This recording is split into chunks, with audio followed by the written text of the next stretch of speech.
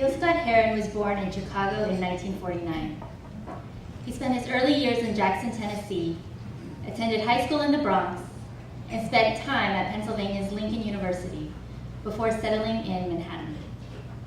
His recording career began in 1970 with the album Small Talk at 125th and Lenox, which featured the first version of The Revolution Will Not Be Televised.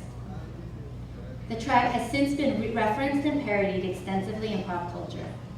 Scott-Heron often bristled at the suggestion that his work had prefigured rap. "I don't know if I can take the blame for it," he's been quoted as saying. He preferred to call himself a bluesologist, drawing on the traditions of blues, jazz, and Harlem Renaissance poetics.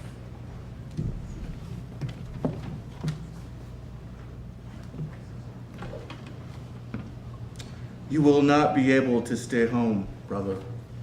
You will not be able to plug in, turn on, and cop out. You will not be able to lose yourself on Skag and skip out for beer during commercials, because the revolution will not be televised. The revolution will not be televised. The revolution will not be brought to you by Xerox in 4 parts without commercial interruptions. The revolution will not show you pictures of Nixon blowing a bugle and leading the charge by John Mitchell, General Abrams, and Spiro Agnew to eat hog mouths confiscated from a Harlem sanctuary.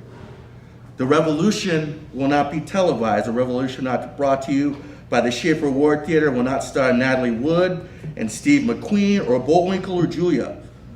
The revolution will not give your mouth sex appeal. The revolution will not get rid of the nubs. The revolution will not make you look 5 pounds thinner, because the revolution will not be televised, brother and sister.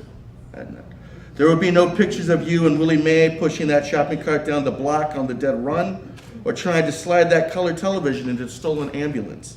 NBC will not be able to predict the winner at 8:32, or report from 29 districts. The revolution will not be televised.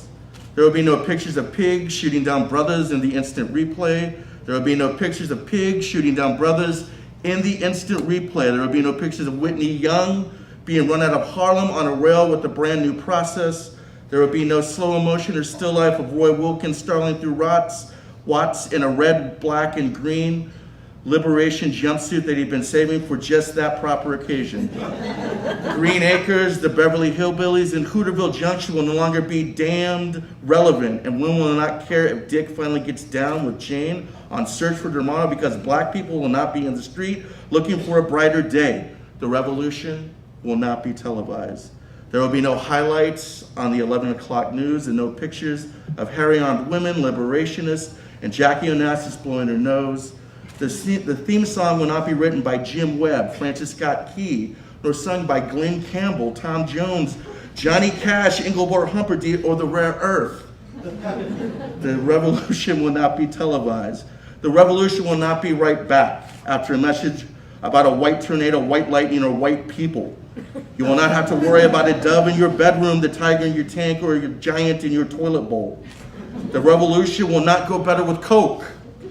The revolution will not fight the germs that may cause bad breath. The revolution will put you in the driver's seat. The revolution will not be televised, will not be televised, will not be televised, will not be televised. The revolution will be no rerun, brothers. The revolution will be live.